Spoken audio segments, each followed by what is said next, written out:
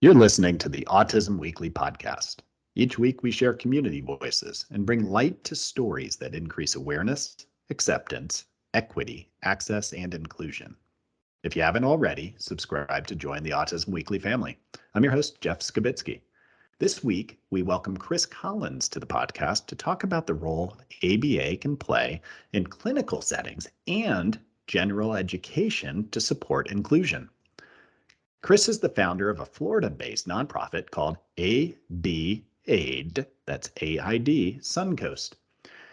The nonprofit helps families get access to the care they need in the settings they need it. There are often barriers to getting ABA in the school system. Back to school is in full swing, so we're incredibly excited to talk with Chris about this topic. Welcome to the podcast. Thanks for having me. So let's get to your background first. It's always fun to hear about the stories of what brings somebody into, and you're in such an altruistic field, of trying to help people to gain access to such a needed care. But what brought you to the field of autism? So I started as a VPK teacher at a nonprofit preschool, at an inclusion preschool. And I really fell in love with the field. It's not something that was completely foreign to me. I grew up with a mom who was a teacher of ESE. I volunteered a lot of my time coaching soccer for children with disabilities and babysitting and things like that for those families. So I always kind of had a passion for it. But once I was in the classroom, working with a couple of our kids with autism, and my first kind of foray into ABA was completely by accident. I was implementing a token economy in my classroom. I thought, this was the greatest idea since the wheel that I came up with. And then I found out, it's a pretty fundamental tool in the ABA field. And so I had someone, kind of mentor me and tell me about ABA, and I was super interested in it and kind of went from there, became an RBT, and just saw kind of the need that was there for just include how useful it is in inclusion classrooms firsthand as a teacher. But also, I am a step parent. My child has autism and was in an inclusion class himself. He's now at an ABA clinic most of the day. And so, I feel as though now I can kind of tell this story from several perspectives. I've been a provider, I've been a teacher, I've been a parent, and I've been a fundraiser for these services. And so, I like to say I have a full picture. Yeah, no, it oftentimes amazes me is how often people who have direct connection and direct experience and that passion, how much that drives innovation. And it probably starts with seeing gaps, is that you like you said, were in diagnostic pre-Ks. And as much as we hope to resource schools, is that there's always going to be a gap between what you hope to be able to do and what you can afford to do, whether that's a school or an individual.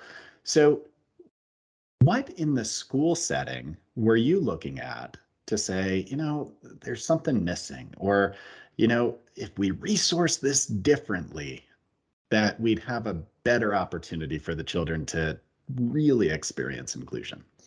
Yeah, so I think there's a couple things I saw, with in Florida with the school system. They do employ behavior specialists and behavior techs, but it's not really ABA. It's most of the things they do are not behavior analytic in nature, but they try. But it's just a personnel and resource issue, I think, at the end of the day.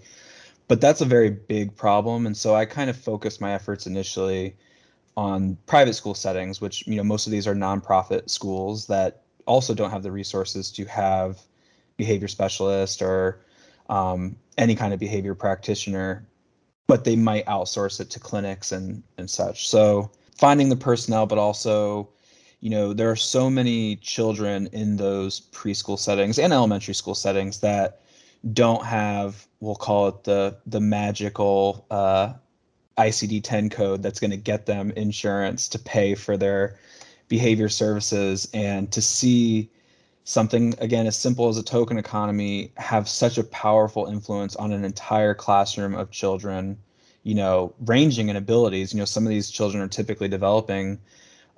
Many of them might have a developmental delay, but haven't been diagnosed yet. That's the nature of the preschool setting, is a lot of them haven't been diagnosed, but they could benefit from it.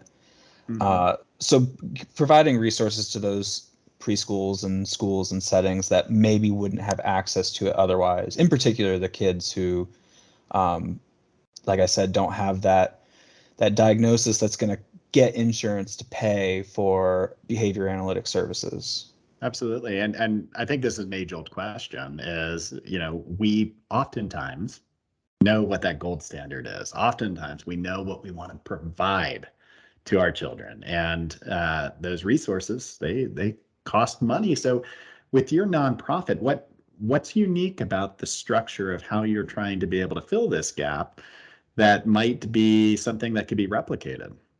So I'll give an example of one of the programs that we're running now, because for a short while, I was working on authorizations for ABA clinics across the country, some in Illinois, some in Michigan, some in Florida. And something I saw from the evaluators who are working on these, whether they're BCBAs or social workers that are approving these hours and these authorizations, is I would see things get kind of checked off as, oh, that's not medically necessary. That's not medically necessary. And so how can we get those types of services that might fall under the beneath the threshold of what they consider necessary? While I would argue that this program is medically necessary, we have a program called the Aversive Activities of Health and Wellness, where we really just have set up a dental clinic, a mock kind of dental doctor's office, barbershop kind of three-way combination. You got to make best use of the space you have, but that costs money. That's capital that not all ABA clinics have, and we were able to connect donors who felt passionate about that and saw that one of the most basic things I think as typically developing individuals maybe we take for granted is the ability to go to a dentist. And as much as we might hate it, we do it and we sit through it and we power through it, but so many kids can't. And I was fortunate enough to be able to tell this story to the donors from a personal space, which was, every time I was taking my 5, 6, and 7, like however old he was at the time, 5-year-old was when it started, he was getting put under for teeth cleanings. And like, that's no way for for a young child, autism or not, for a young child to have to endure that, because it was so aversive to him. And so we have this, Desense program where these kids are learning how to, find those activities of health and wellness less aversive and to be successful, in a controlled environment first. And then obviously the hope is always that they'll generalize it to the real deal. And part of that too, we actually have partnered with a local dental school. So those students are coming in and doing teeth cleanings to the clients. So it's kind of a win-win-win for everybody involved in that regard, because they're getting exposure to children with disabilities who they're going to run into out in the real world. And the more of those types of dentists we have, maybe there'll be less need of the Desense clinic that we've established. No, I love But that two-way street that you're describing, Chris. I mean, it's not always on the family to try and figure out the solution. Is that we have to empower the stakeholders in the community, and what you're doing is creating the opportunity for that child to actually benefit from normal daily living opportunities and start to develop those skills, because we all know is that without proper dental hygiene, without proper medical care, without being able to take care of yourself to be to feel good about yourself, whether that's a yeah, haircut or whatever it may be, is that it deteriorates parts of your life and it takes away from some of the enjoyment that you can have in other aspects. So I think that working with your community is probably one of the best ways to do it.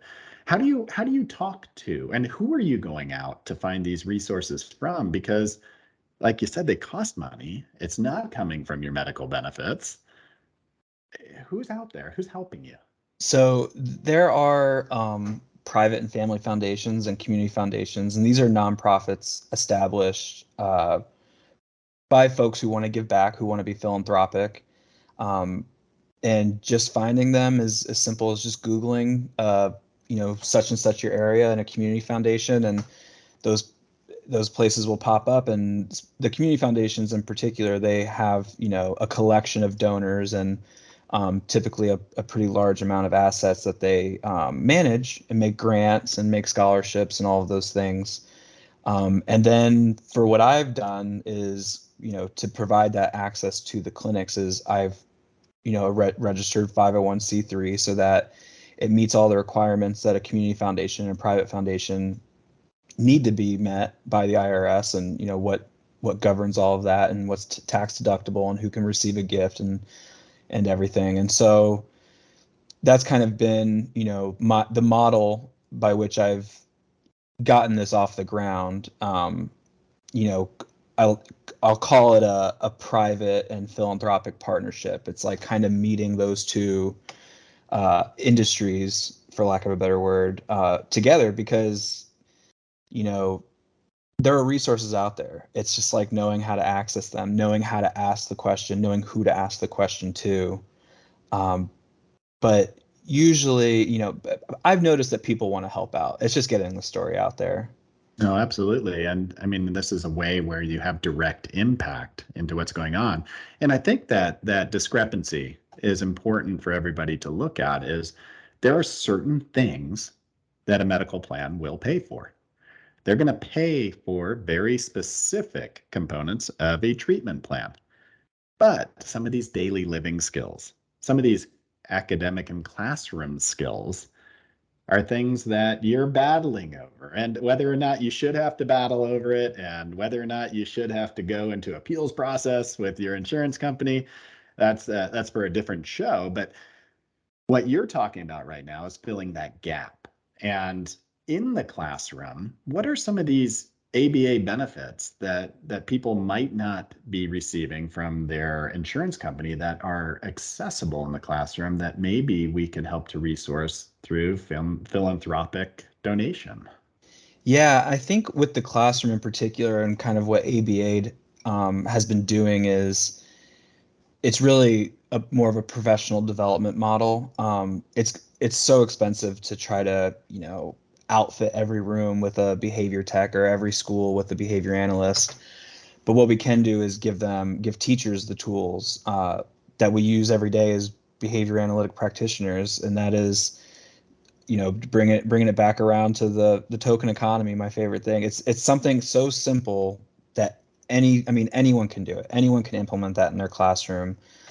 And when you're talking about creating a more inclusive classroom, is what can we do that doesn't single out a student for their accommodations. And that's what I've always loved about little token boards, is that you can give every child a token board. And in fact, that was inspired by a teacher that I knew, and she was working towards becoming a BCBA, and she had two children in her class that were nonverbal. Everyone else was more or less typically developing, and she had all of them have a token board. And I thought, why don't we just do this in more classrooms? Let's start giving, let's show every teacher out there the benefits of having that visual schedule. Mhm. Let's show them the benefits of antecedent manipulation. Just and educating them on what is this behavior attention maintained, or is it automatic? All of those things that you learn in the clinic, and or as an RBT or BCBA, that I don't think is a huge time commitment for teachers, but I think it pays huge dividends. So, what's not to love about that? It's a small time commitment for big results and big impact. Absolutely. I mean, ABA in the real world. I mean, it exists, and it's not just for autistics. It's for everybody, and we all benefit from positive reinforcement, being recognized for specific things that we're doing well, that we're challenging ourselves with, so we can see, I feel good about achieving this goal. I move forward, or my effort was high. So when you're looking at that idea of inclusion, because you've mentioned it several times now, and you've seen it through your time working in the schools, from your time as a stepdad. what is it that you're seeing as so important with inclusion with a child's developmental growth that the investment is worth putting this extra funds to? So, I'll actually bring it back around to something you said a little bit earlier, which was people getting involved in this field. It's because they had a connection to it at some point, right?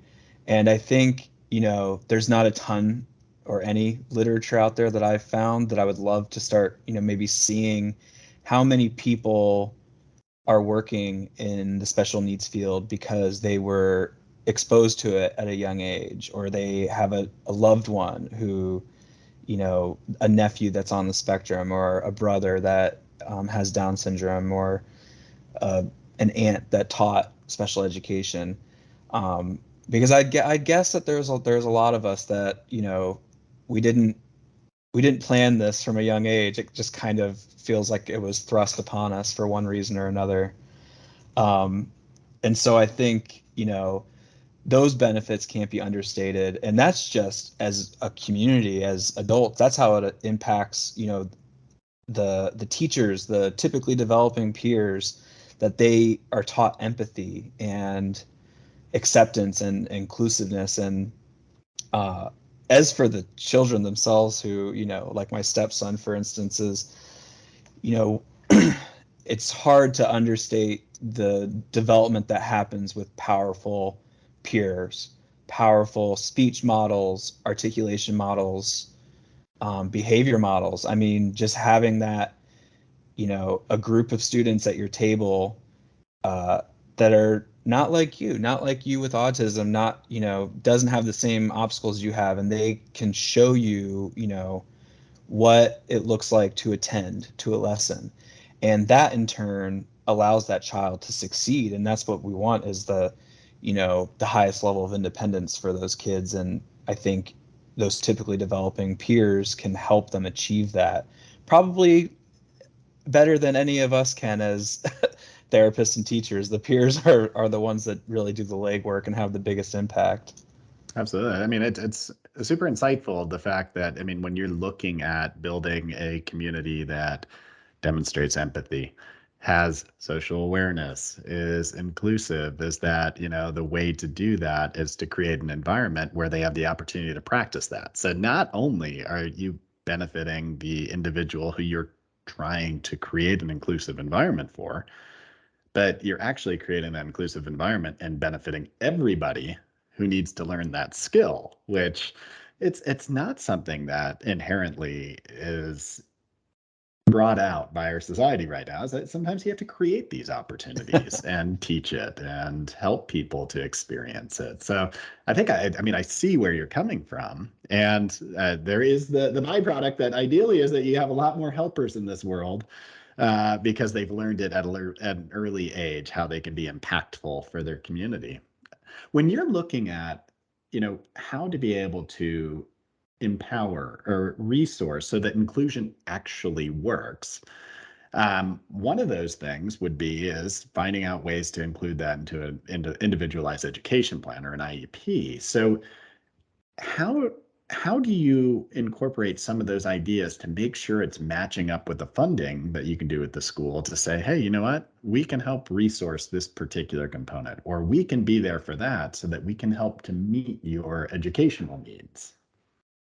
Yeah, so it's really difficult if we're talking about, the IEP in the education setting, because um, it's unfortunate to say, but no amount of philanthropic support is going to provide the public schools with what they need to really create that least restrictive environment for all of the kids who need it. But with our smaller schools and private schools, and I just also want to add, with a lot of these specialized schools, they might have an IEP, but they're not bound by the same laws that our public schools are. And so students leave for all kinds of reasons, better therapeutic services, smaller classroom sizes. But those parents give up something. They give up that rights law. They give up the ability to hold the school accountable. Now, conversely, it's sometimes less of an uphill battle. Those schools are more likely to try to find the therapies that they need and contract out therapies with other providers.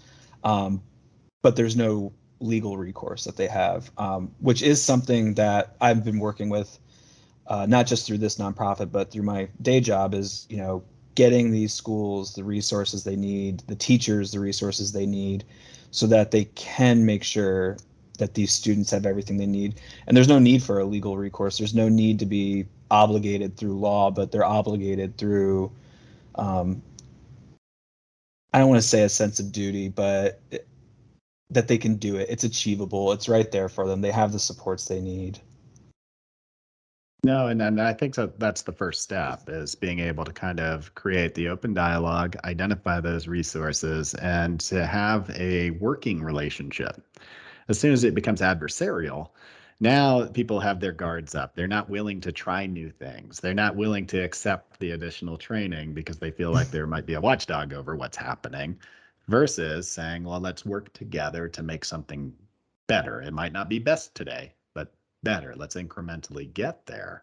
So what do you recommend to families as they're about to head back to school? And I mean, all of us want to make sure that we're providing the best opportunity for our children. We want to be able to create the inclusive environment that you're creating for your stepson. It's that we're trying to be able to do everything we can to make the world around them accepting. So what do you suggest for families through this process? Well, I think I should probably take my own advice. So I'll use my partner's advice that she gives me at the beginning of every school year with our stepson. Is she says, Chris, be patient with these teachers because they're trying. I mean, it's about balancing, asserting yourself as a parent, advocating for your child, but showing some compassion for the teachers also, and being flexible. And I think at the end of the day, as a parent, if you just remind yourself, we want the same thing. The teacher, the principal, administration, the therapist, we all want the same thing, which is what's best for the child. They have a lot of children in their view. You have your child, so I would say, just being patient, but also not afraid to advocate for your child's needs either. Yeah, I mean, creating that team and that trust within the team, I think is very important from step one of the educational process. So where can people, I guess I'm going to make this a two-part question. First of all, where are your services found?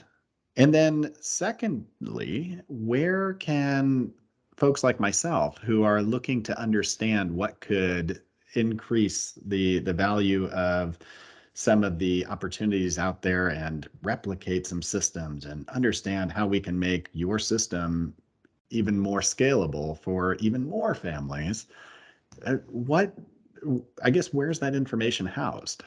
So if you go to abilitytoinclude.org, it will redirect you, but we're in the middle of changing our name. But it will bring you to the website that has all of our pilot programs. And to your second part, I will be making everything that we do accessible to anyone who wants to replicate it in their area, from the kind of directions and the model that we followed, and also publish the results, with identifying information redacted, obviously, but just something that other people can then use to, leverage funding of their own, or convince, their bosses that this would be a worthy project to do with their clinic or their school.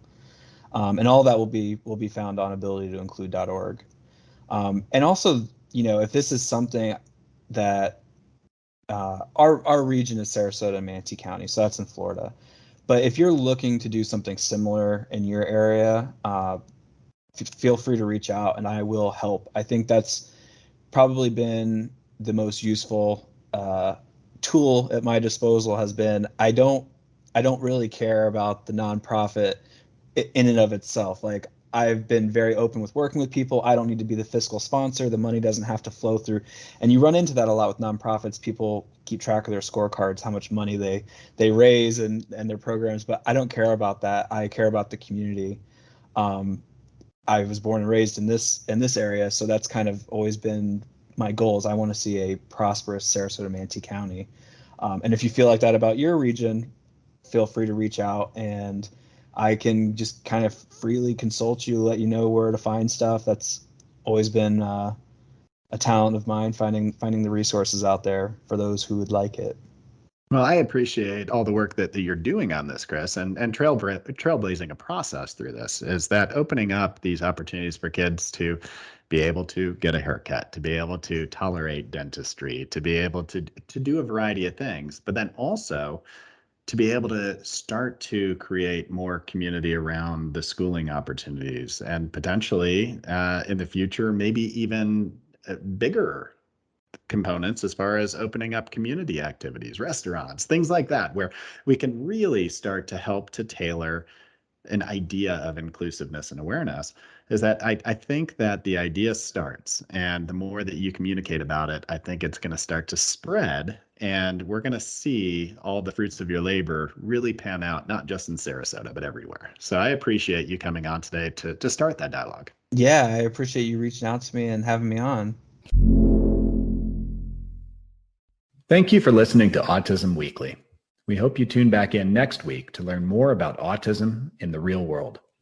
Autism Weekly is now found on all the major listening apps, including Apple Podcasts, Google Podcasts, Stitcher, Spotify, Amazon Music, and more. Subscribe to be notified when we post a new podcast. Autism Weekly is produced by ABS Kids. ABS Kids is proud to provide diagnostic assessments and ABA therapy to children with developmental delays like autism spectrum disorder. You can learn more about ABS Kids and the Autism Weekly podcast by visiting abskids.com. Thanks for tuning in. See you again next week.